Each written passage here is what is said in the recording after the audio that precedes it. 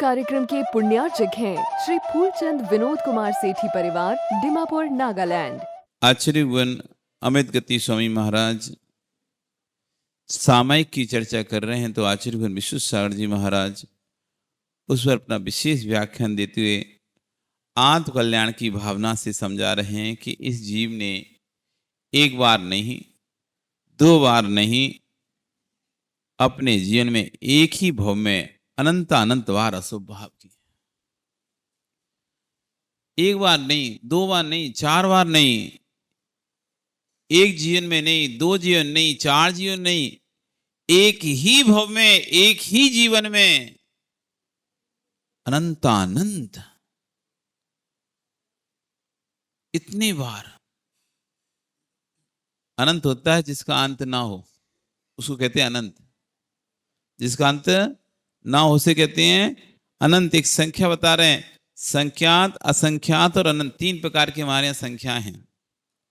संख्यात जिन्हें काउंट किया जा सकता हो, अंकों से जिन्हें काउंट किया जा सकता हो उसे कहते हैं संख्यात। जिन्हें संख्या में बांधा जा सकता है उसे बोलता है संख्यात। संख्या से जैसे ऊपर जाते हैं, जहां संख्याएं खत्म हो जाती हैं वहां असंख्यात प्रारंभ हो जाता है। संख्या से भी ऊपर, जिनको संख्याओं में नहीं बांधा जा सकता, असंख्यात। और जब असंख्यात खत्म होता है, असंख्यात फिर भी एक विषय संख्या में भले नहीं लेकिन खत्म हो जाएगा, उसके ऊपर आता है अनंत। असंख्यात से भी ऊपर बनता है अनंत, और अनंत में अनंत का गुणा करो सो हो जाता है अनंतानंत। एक बार नहीं, दो बार नहीं, चार बार नहीं, 100 बार नहीं, 1000 बार नहीं, असंख्यात बार नहीं, अनंत बार जीव ने इसी भव में, एक ही भव में अशुभ परिणाम किए। अशुभ भाव ही नहीं किए हैं, अशुभ कार्य भी किए। कभी शांति से बैठा करो। इसलिए आचार्य ने कहा सामायिक क्यों रखी गई है। सामायिक रखने का उद्देश्य यही है। कोई माला फेरना सामायिक का उद्देश्य नहीं है।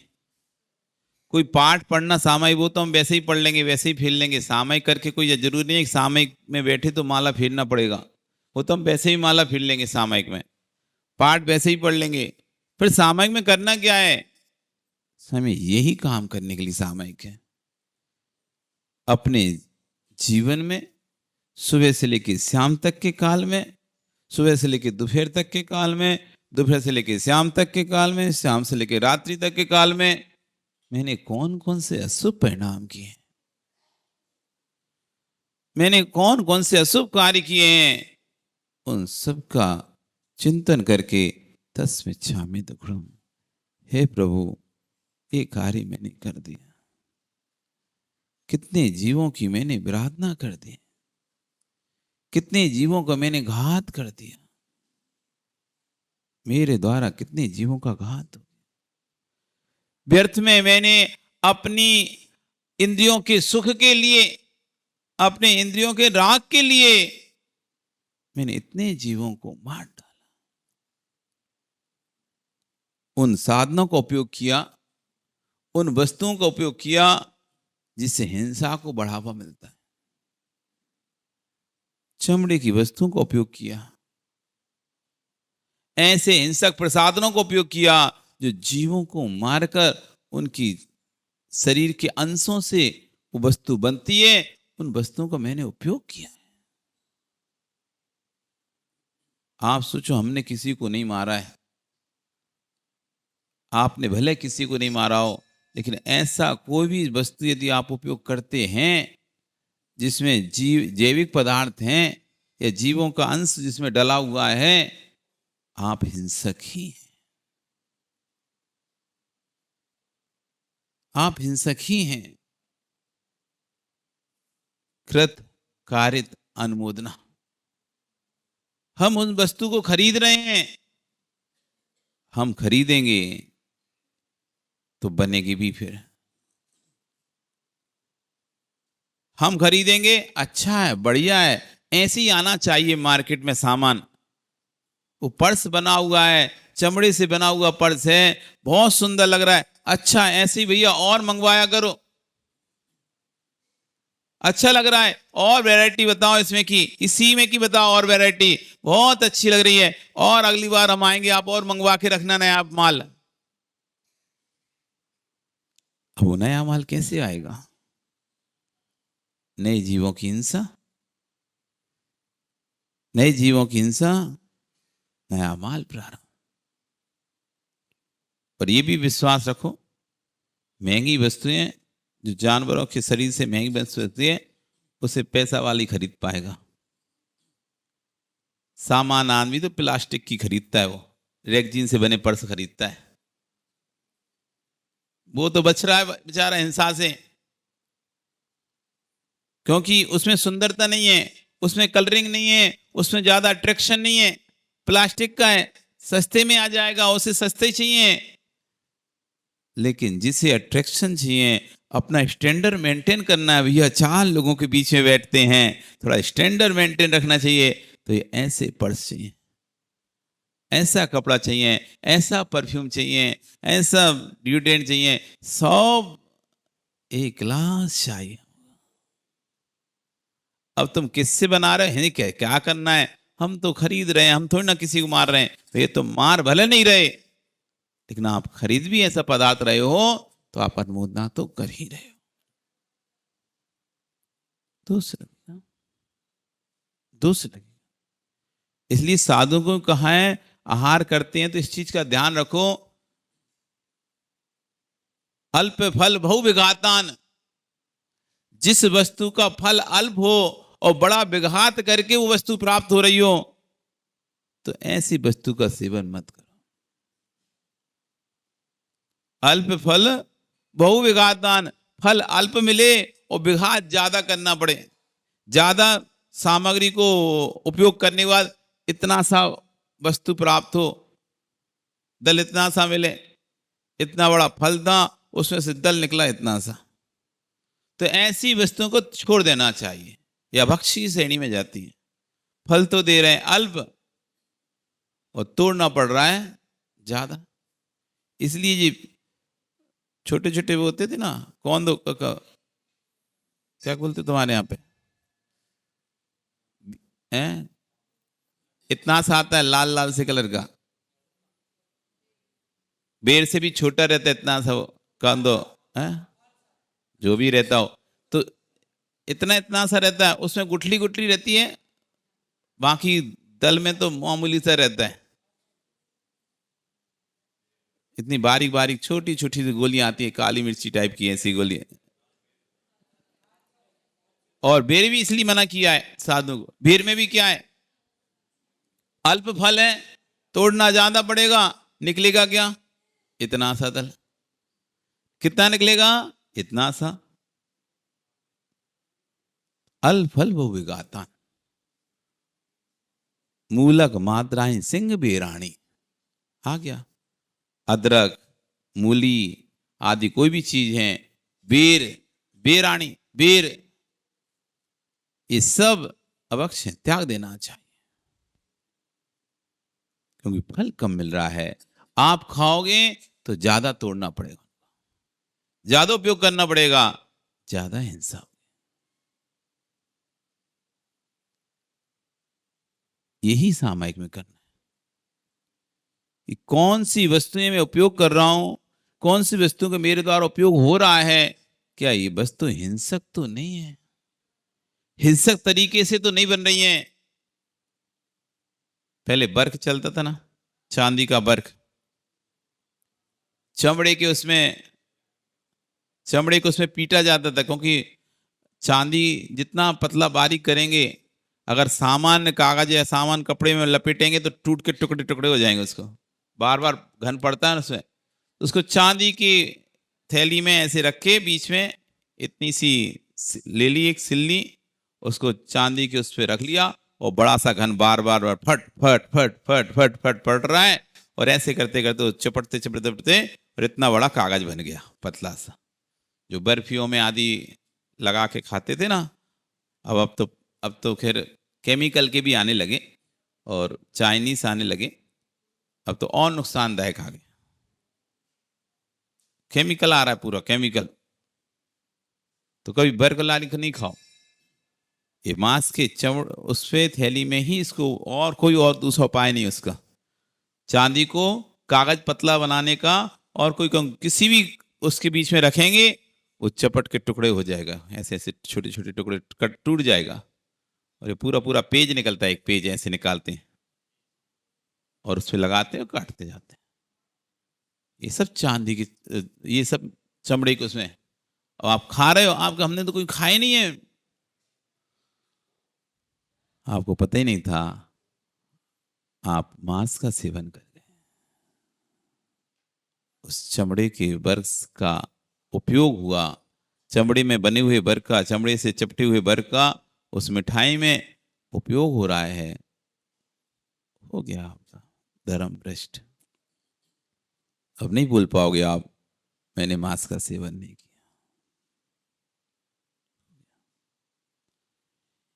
एक बार नहीं, दो बार नहीं, अनंत अनंत बार मैंने अशुभ भाव किए, अशुभ भाव ही नहीं, अशुभ कार्य भी किए। ऐसे ऐसे कर्म किए जिनको मुख से स्वयं बोलना भी अशुभ महसूस होता है। व्यक्ति कर तो लेता है। आचार्य ने कहा शुभ और अशुभ की परिभाषा क्या है? शुभ और अशुभ की परिभाषा क्या है? जिसे आप गदगद हृदय से दूसरों से कह सको, जिसे आप गदगद हृदय से दूसरों को कह सके हो, और जिसको करने के बाद आपको गर्व महसूस हो, वह शुभ कार्य है। जिसे आप दूसरों से भूल नहीं पाते हैं। गदगद हृदय से, अभिमान से भले कह लो मैंने ऐसा किया उसके साथ, लेकिन गदगद हृदय नहीं है।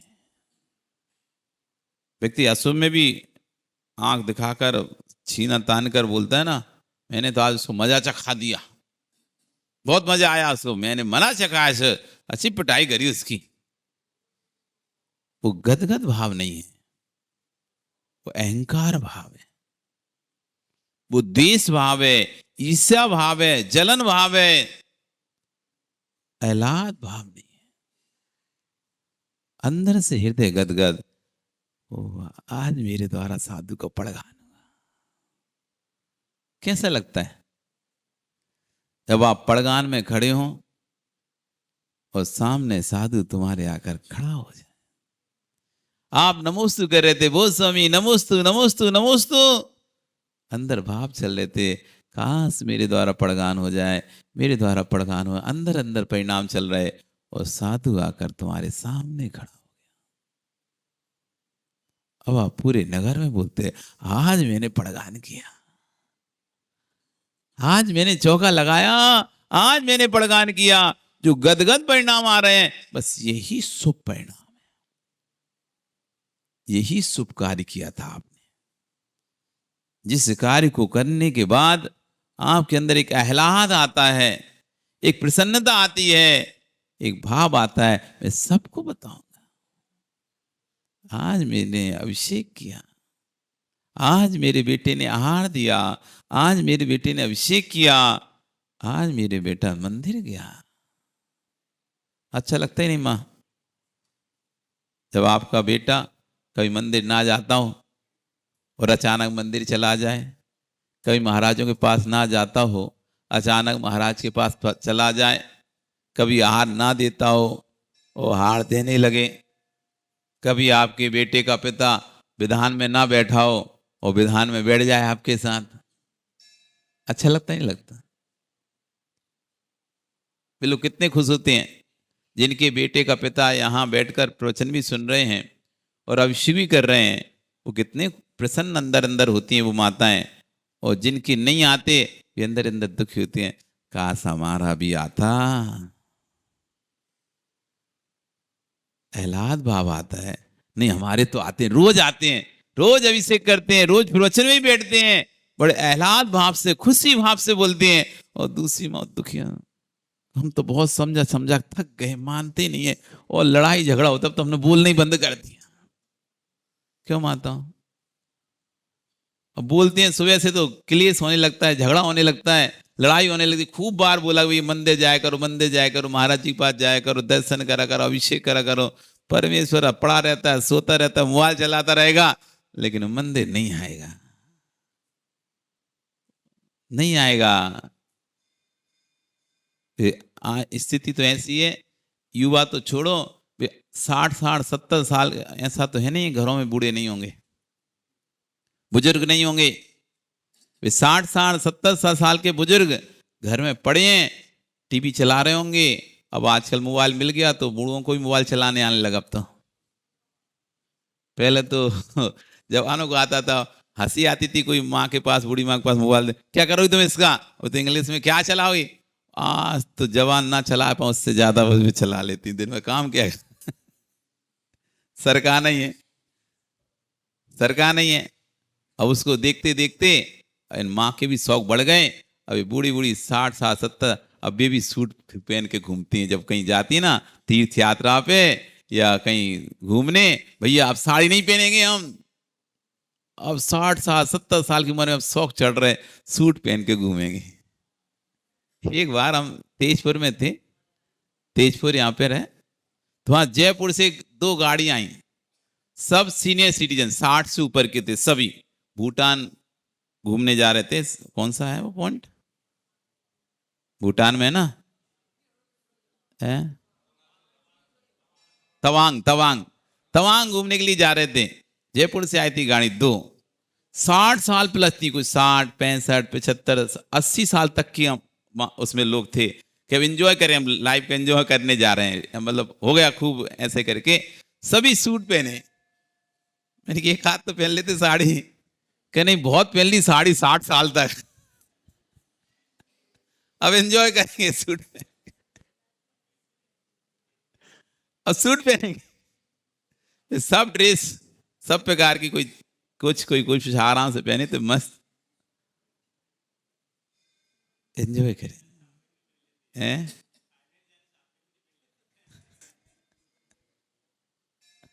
तो भैया, तो आचार्य कह रहे हैं कि कैसे कैसे भाव, कैसे कैसे परिणाम, तो शुभ परिणाम भी हैं। कपड़ा भले पहन लेते हो पर आपको शर्म आती है, अरे यार इसमें मैं गुरु के पास कैसे जाऊं। भले वस्त्र पहन लेते हो आप, आपको सब जगह संतुष्टि मिल सकती है उन वस्त्रों से, लेकिन जैसे ही धर्म स्थान की बात आती है, गुरु की बात आती है, अंदर से फील हो, अरे यार ठीक नहीं लगेगा, एक चुन्नी तो दो लटका ले। अंदर से खुद ही को अच्छा नहीं लग रहा कि इन कपड़ों में कैसे गुरु के पास जाऊं। तो समझ लो ये शुभ भाव नहीं है, शुभ वस्त्र ही नहीं है तुम्हारे पास ये। जब जिस वस्त्र को पहनकर जाने में अंदर से परिणाम ऐसा हो रहा है, कैसे जाऊं, बार बार ऐसे अपने आप को, शरीर को सुकोड़ रहे हो, जबरदस्ती चुन्नी दूसरे की लेके डाल रहे हो, बार बार कपड़ा नीचे सरका रहे हो, ये तुम्हारा शुभ वस्त्र ही नहीं है, ये शुभ परिणाम नहीं। अब तुम किसी से बोल ही नहीं सकते मैं बहुत अच्छा परिधान पहनेगा।